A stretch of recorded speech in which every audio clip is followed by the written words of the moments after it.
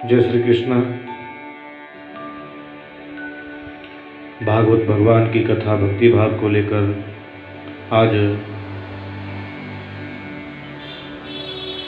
राज ऋषि परीक्षित को लक्ष्य करते हुए श्री सुखदेव भगवान जी कहते हैं किस प्रकार से उद्धव की ब्रज यात्रा हुई, गोपियों ने अपना विरह को प्रकट किया, उद्धव को भक्ति समन्वित ज्ञान की प्राप्ति हुई। अब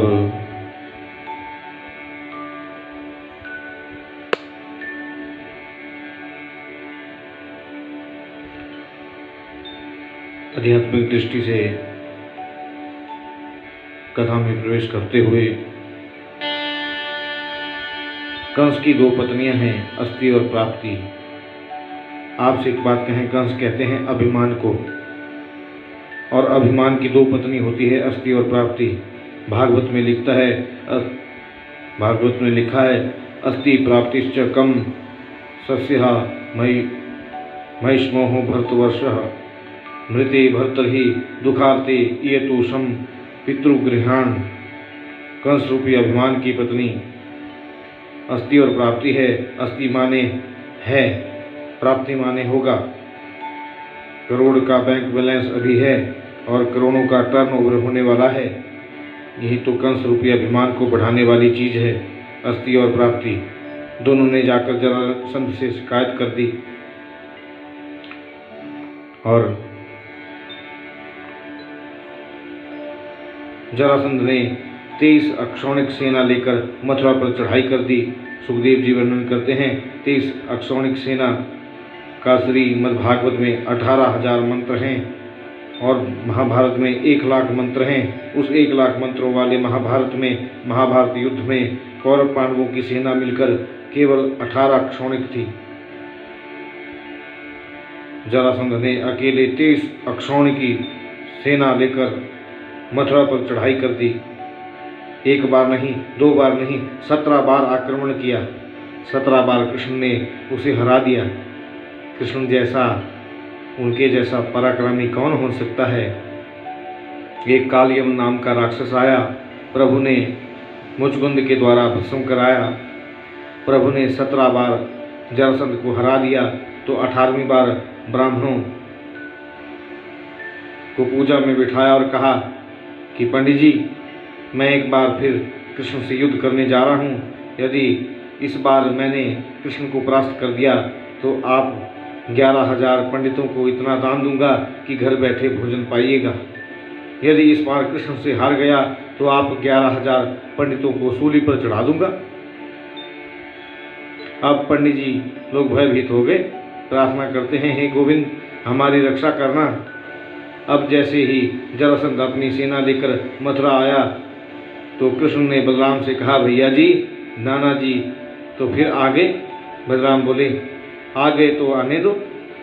कृष्ण बोले, ये क्या कहते हो आप, रण छोड़कर भाग चले तो कैसा रहे? बलराम बोले, ये क्या कहते हो तुम, रण छोड़कर भागेंगे तो कितनी बदनामी होगी। हम लोग चंद्रवंशी क्षत्रिय हैं, हमारा नाम पड़ जाएगा रणछोड़।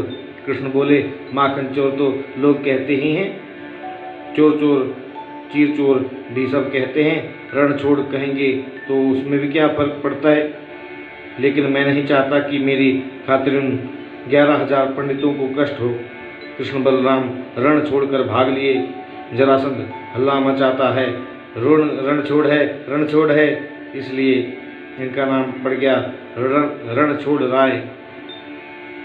ब्राह्मणों की सुरक्षा के लिए कृष्ण ने ये भी स्वीकार किया, द्वारिका में कौन छे राजा रणछोड़ ने। भगवान पर्वत पर चढ़ गए। जरासंध ने आग लगा दी चारों ओर। प्रभु ने छलांग लगा दी और समुद्र के किनारे चले गए। देवताओं के प्रधान शिल्पी विश्वकर्मा हैं, उन्हें याद किया। विश्वकर्मा ने रात भर में जल के अंदर श्री द्वारिकापुरी का निर्माण कर दिया। सोने की द्वारिका है, बहुत सुंदर है।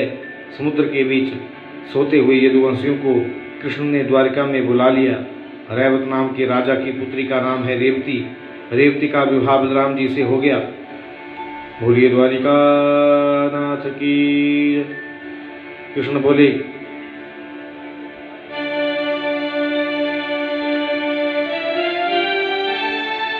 द्वारिका के राजा तो हम है गए, बड़े भैया बलराम जी को ब्याह हो गया, अब हमरो ब्याह होना चाहिए। कि राजा शील भीष्म को नाम विदर्भाधिपतिर्महा,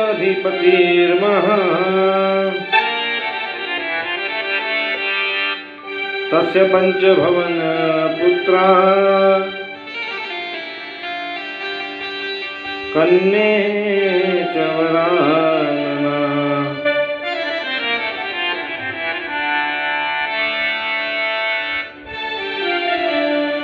एक भीष्मक नाम के राजा हैं, कुंदनपुर के राजा हैं भीष्मक। उनके 5 पुत्र थे। बड़े पुत्र का नाम था रुक्मी। 5 पुत्रों के बाद भी कोई पुत्री नहीं है। मन में बड़ी बेचैनी है। बड़ी तपस्या की और समुद्र में कमल के फूल पर उन्हें एक सुंदर सिनन्नी बालिका मिल गई। उसी का नाम रुक्मणी है। रुक्मणी लक्ष्मी है और लक्ष्मी किसी के गर्भ में वास नहीं करती।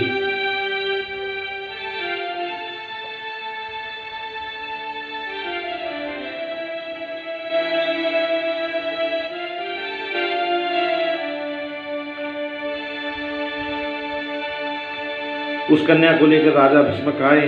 लक्ष्मी प्रकट हुई समुद्र से। वो लक्ष्मी जानकी बनी तो प्रकट हुई पृथ्वी से, और वही जानकी रुक्मणी बनी तो प्रकट हुई कमल के फूल से। भीष्मक ने कन्या को लाकर रानी को सौंप दिया। प्रसन्न होकर बोले, हमें पुत्री मिल गई, कितने आनंद की बात है। रुक्मणी को पढ़ा लिखा कर विदुषी बनाया। मन में संकल्प कर लिया कि मथुराधिपति वसुदेव के पुत्र कृष्ण से इसका विवाह करूंगा। आजकल कृष्ण द्वारिका में आ गए, लेकिन कभी कभी घर में क्या होता है, जब पुत्र बड़ा हो जाता है ना जी, तो माता पिता की बात नहीं मानता। बड़े पुत्र रुक्मी ने शिशुपाल से सगाई कर दी। रुक्मणी की और पिताजी से बोला, पिताजी परसों स्वयंवर होगा, बड़े बड़े राजकुमार आएंगे, लेकिन आप रुक्मणी से कह दें कि वह शिशुपाल के ही गले में माला डाले। स्वयंवर तो नाटक के लिए होगा, मैंने शिशुपाल को वचन दिया है। रुक्मणी को जब पता चला कि मेरा विवाह शिशुपाल से होना निश्चित है, रुक्मणी जी अपनी भाभी के पास आई और रोते हुए भाभी से बोली, भाभी मैंने तो बचपन से ही द्वारिकाधीश को अपना पति माना है, भैया ने सगाई शिशुपाल से कर दी। भाभी कहती है, मन छोटा मत करो, एक पत्र लिख दो, द्वारिकाधीश के पास भेज दो, भगवान श्री कृष्ण को भी स्वयंवर में आमंत्रित करो। कृष्ण स्वयंवर में आ जाएं तो सबके सामने वरमाला डाल देना। रुक्मणी जी ने पत्र लिखा और ये पत्र पंडित जी द्वारा द्वारिकापुरी में भेजा। मैं दीवानी तेरी, तू है मोहन मेरा, मेरी बिगड़ी बनाना तेरा काम है। मैं जिंदा रहूंगी या मर जाऊंगी, बदनाम तुम्हें मैं कर जाऊंगी। होगी बदनामी किसकी ये तुम सोच लो, अब आना ना तेरा काम है। मैं दीवानी तेरी, तू है मोहन मेरा, मेरी बिगड़ी बनाना तेरा काम है।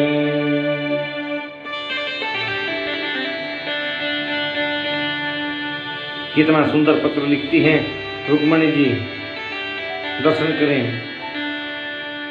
हे श्रुत्वा गुणान् भुवन सुंदरम शृण्वतां ते,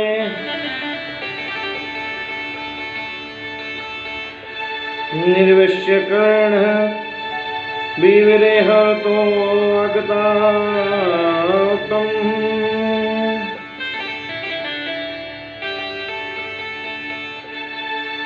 रूपम दृशम दृशिमताम् अखिलाखलाभम्, तच्युता विशते चित्रम पत्रपम में।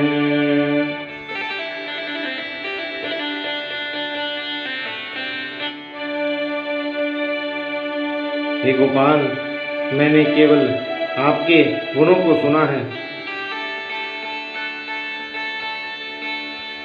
श्रुत्वा गुणान भुवन सुंदरम, नवदा भक्ति में पहली भक्ति है श्रवण। इसलिए रुक्मिणी लिखती हैं, मैंने आपको आंखों से देखा नहीं, केवल आपके गुणों को सुना है। हे गोपाल, आप सोचेंगे कि ये कौन नारी है जो हमें पत्र लिख दिया कि काल तुम मुकुंद महती कुलशील रूप, विद्यावयो द्रविणम धाम अधिरात तुल्यम, धीरापति कुलवती न गृणीत कन्या, काले नरसिंह नरलोको मनोभिरामम। ऐसी कौन सी नारी है जो एक बार आपकी झांकी को सुनकर आपको नहीं चाहे कि आप पधारें, मुझे लेकर जाएं।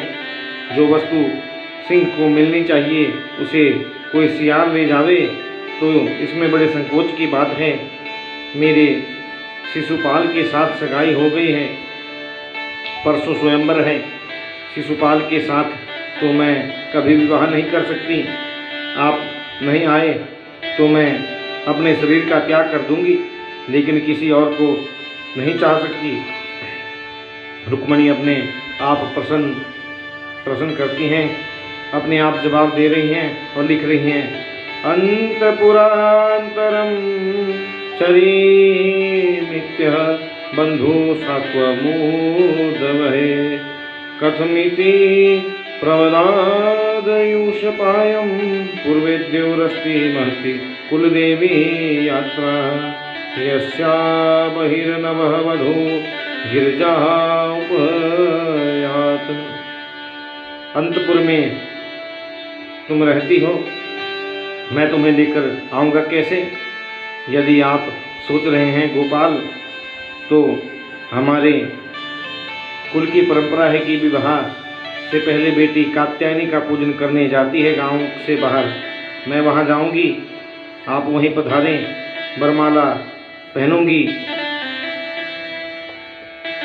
लेकिन किसी और को नहीं चाहती, आपको ही चाहती हूँ। पंडित जी ने कहा, पत्र आपने पढ़ लिया, मैं जाऊं? रुक्मिणी जी ने कितना सुंदर संदेश लिखा है द्वारिकाधीश को। पंडित जी श्री कृष्ण से पूछा, अब मैं जाऊं? भगवान बोले, चलिए ना। पंडित जी को रथ में बैठाकर जैसे ही प्रस्थान करने लगे, सामने से बलराम जी आते दिख गए। कृष्ण बलराम का इतना स्वागत करते हैं, आदर करते हैं। बलराम को देखते ही गोविंद के हाथों से घोड़े की लगाम छूट गई।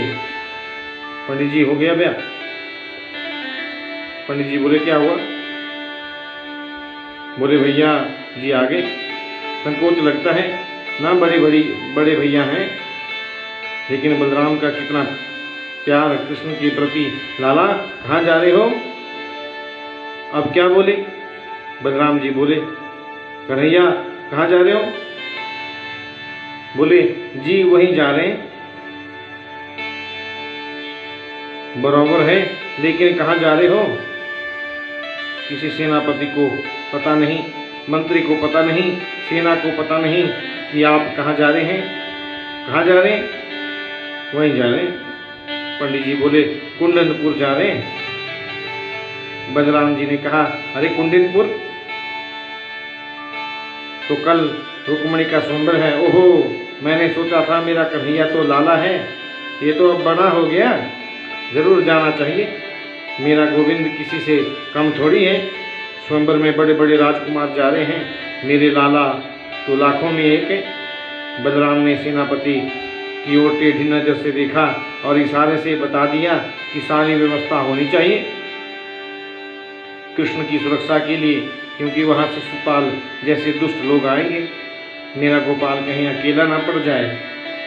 कैसा भाई भाई का प्रेम है बलराम का, कृष्ण के प्रति कैसा वात्सल्य है। कृष्ण कुंडनपुर आए, सब राजा लोग पहुँचे। भीष्मक ने कृष्ण का स्वागत किया। आने में तो किसी को रोक नहीं सकते। सभी राजकुमार आएंगे। विवाह से पहले रुक्मणी कात्यायनी का पूजन करने जा रही हैं, दर्शन करें। उनके भाई रुक्मी ने कितनी सुंदर व्यवस्था की है। 10,000 सखियां रुक्मणी के संग चल रही हैं और उन सखियों के चारों ओर 10,000 सैनिक सुरक्षा के लिए चल रहे हैं। रुक्मणी महारानी कात्यायनी पूजन करने गई, मंदिर का द्वार खोला। आचार्य सुखदेव कहते हैं, परीक्षित, रुक्मणी की आंखों के सामने मूर्ति है कात्यायनी की, लेकिन उस कात्यायनी की मूर्ति में दर्शन हो रहा है द्वारिकानाथ का। के नमस्ते त्वं अंबिके भिक्षाम् स्वसंतानयुतां शिवाम् भूयात् पतिर्मे भगवान् कृष्णस्तदनुमोदताम्। हे माता कात्यायनी, आपके चरणों में प्रणाम करती हूँ। बस एक ही वर दे दो कि कृष्ण की मुझे पति रूप में मिले। इतना कहना था, कात्यायनी के हाथ में पुष्प गिर पड़ा और बामंगल फरकने लगे।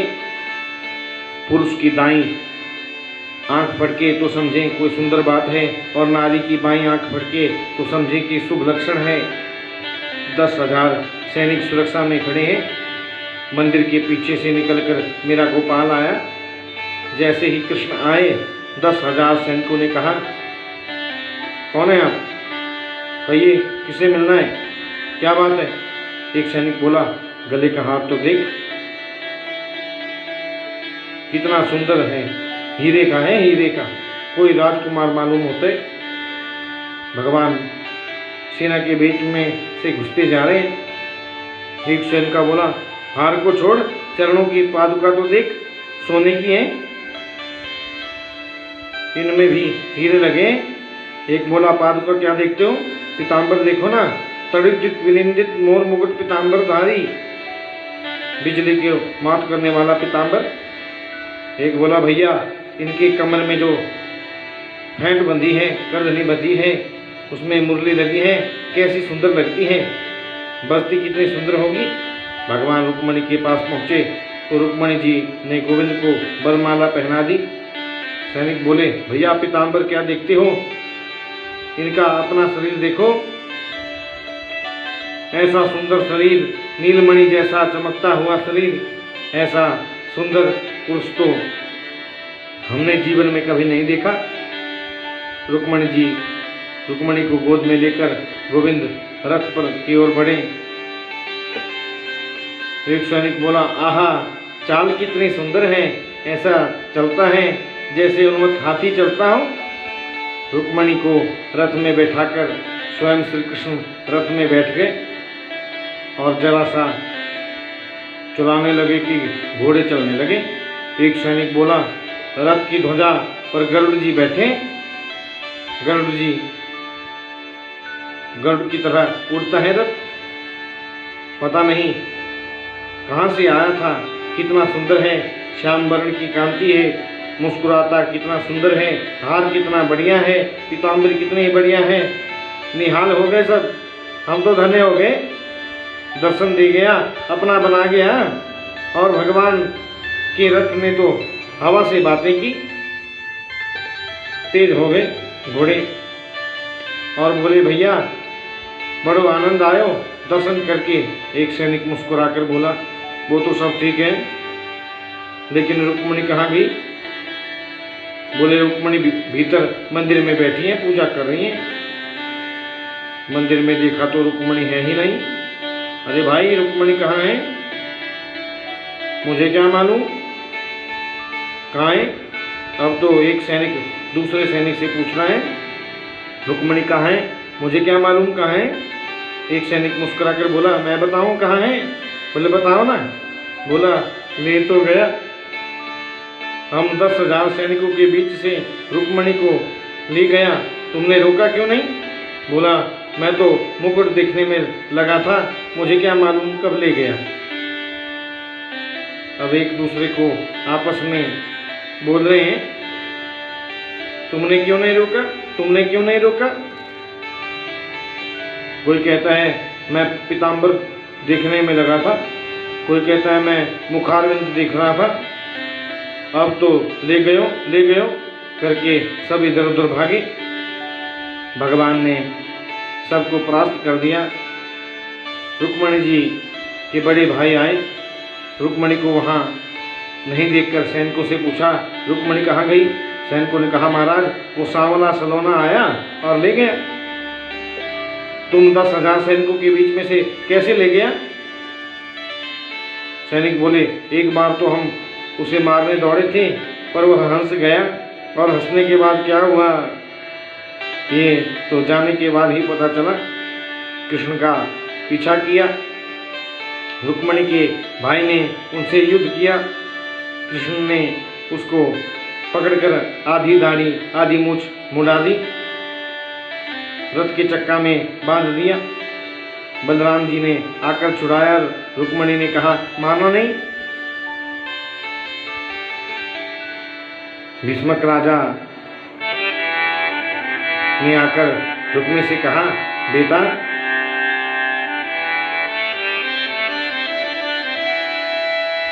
मेरी पुत्री जब 1.5 वर्ष की थी तो मेरे घर संत नारद जी पधारे थे।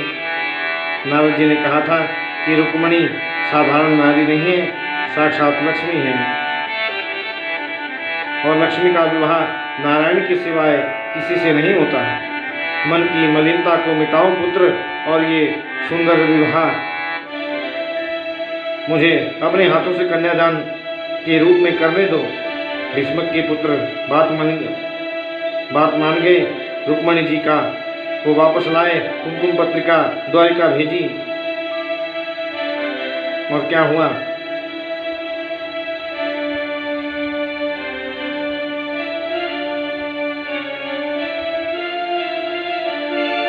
मैंने मेहंदी रचाई रे कृष्ण नाम की, मैंने मेहंदी रचाई रे कृष्ण नाम की,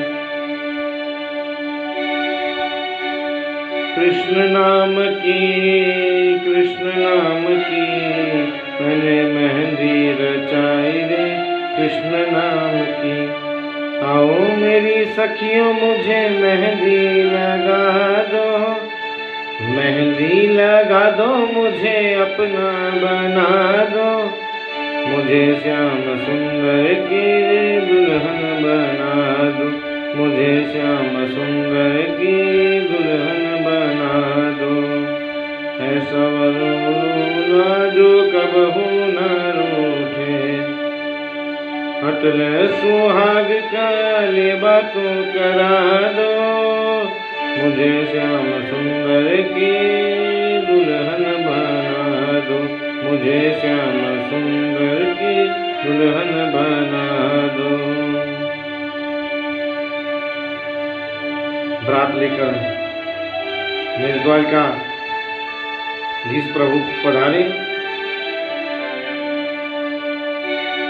जय जय श्री द्वारिकेश नंद के दुलारे, जय जय श्री द्वारिकेश नंद के दुलारे, नंद के दुलारे यशोदा के प्यारे, नंद के दुलारे यशोदा के प्यारे, जय जय श्री द्वारिकेश नंद के दुलारे।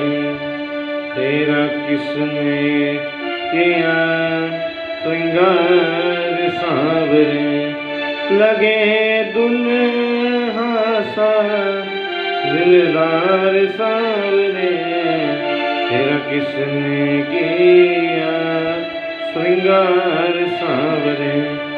मस्तक पर मलया गिर चंदन, केसर तिलक लगाया, रहे सलामत हाथ सदा वो जिसने तुम्हें सजाया, सजाता रहे हर बार सांवरे, तेरा किसने किया श्रृंगार सांवरे।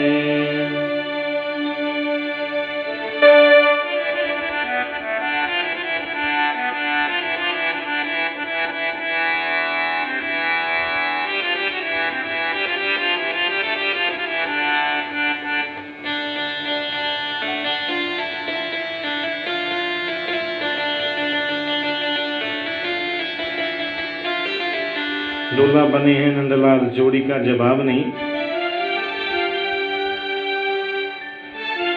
बारात का स्वागत किया गया।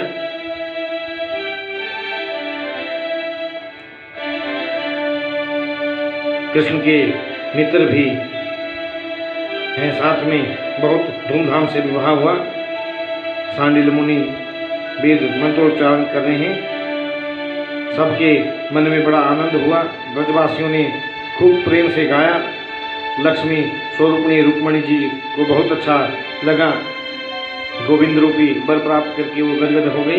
सुखदेव कहते हैं, महाराज कामस्तु वासुदेवासु दग्ध प्रागरुद मन्यूना देहा पापतये भूयस्तमेव प्रतिपद्यत। एक बात आपसे कहें, जो व्यक्ति ज़्यादा बढ़ता है, जो व्यक्ति जीवन में बहुत ज़्यादा प्रगति करता है, उसके शत्रु भी उतने ही ज़्यादा होते जाते हैं। जो जितना ज़्यादा ऊंचा उठेगा, उसके शत्रु भी उतने ही ज़्यादा होंगे। शत्रु किसी कारण से हो ऐसा नहीं, बिना कारण के भी होते हैं। पहले 200 रुपये किराए के फ्लैट में रहते थे, अब इटालियन पत्थर के संगमरमर का बंगला कैसे बन गया? ये भी शत्रुता का कारण है। पहले 2000 रुपये महीना कमाता था, आज जो है करोड़ों रुपए का टर्नओवर कैसे करता है? ये भी शत्रुता का कारण है। लेकिन समझदार व्यक्ति कौन है? जो इन सारी परिस्थितियों में कभी किसी से नहीं घबराता। कि दुख में तड़फो मती, सुख में फूलो मती, प्राण जाए मगर नाम भूलो मती। हे मुरली वाले को मन में रिझाते चलो, कृष्ण गोविंद गोपाल गाते चलो। पर प्रत्येक परिस्थिति में एक रस रहने की आदत डालें। गोविंद हमारे साथ हैं, इस बात का निश्चयात्मक अनुभव करें। इससे बड़ी बात जीवन में और कोई नहीं हो सकती। भगवान के घर पुत्र हुआ। रुक्मणी जी ने पहले पुत्र को जन्म दिया और इसका नाम है प्रद्युम्न। प्रकृष्ट द्युम्न मनः प्रकाश यस्य स प्रद्युम्नः।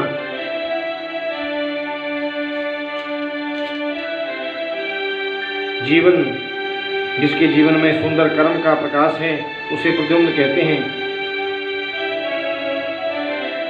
लेकिन कृष्ण के शत्रुओं को भी कमी नहीं है।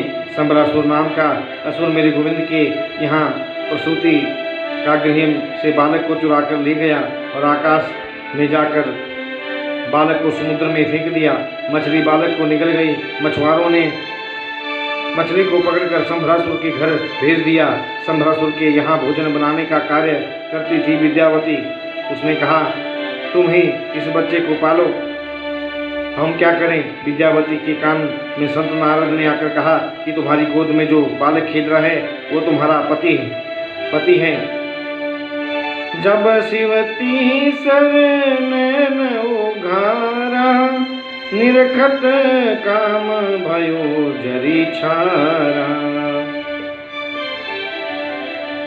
भगवान शिव ने जब कामदेव को जलाकर भस्म कर दिया था, तो काम की पत्नी रति रुदन करने लगी। भगवान शिव ने कहा, तुम्हारा पति काम द्वापर युग में कृष्ण के पुत्र बनेगा और संभरासुर के घर तुम भोजन बनाने का काम करना, वहाँ तुम्हें तुम्हारा पति मिल जाएगा। सो मिल गया। प्रद्युम्न जी बड़े होकर संभरासुर का वध करके पत्नी को लेकर श्री द्वारिका धाम में आ गए। प्रद्युम्न जी वहाँ से गए और आए। अब तक श्री कृष्ण के 16,107 विवाह और हो गए। मेरे कन्हैया के पूरे विवाह हुए हैं 16,108। आपसे एक बात कहें, भगवान के 16,108 तो विवाह होकर पत्नी हैं। अरे वो तो सबके पति हैं, वो तो सर्वंतर्यामी हैं, परमात्मा हैं, वो तो सच्चे सबके पति हैं। भगवान का दूसरा विवाह भालू की बेटी से हुआ। जावंत जी की पुत्री जावंती के साथ भगवान का दूसरा विवाह हुआ। परीक्षित बड़ी उत्सुकता से सुन रहे हैं। बोले, गुरुवर मेरी समझ में नहीं आया, भालू की पुत्री कृष्ण की पत्नी? सुखदेव जी कहते हैं, राजन इसके लिए तुम्हें 17 जी चरित्र सुनना पड़ेगा, तब समझ में आएगा। तो इस कथा को अब यहीं विराम देते हैं, फिर आपसे 17 चरित्र में अगली भाग में मिलेंगे। तब के लिए आपको जय श्री राम, जय श्री कृष्ण, जय श्रीमन नारायण।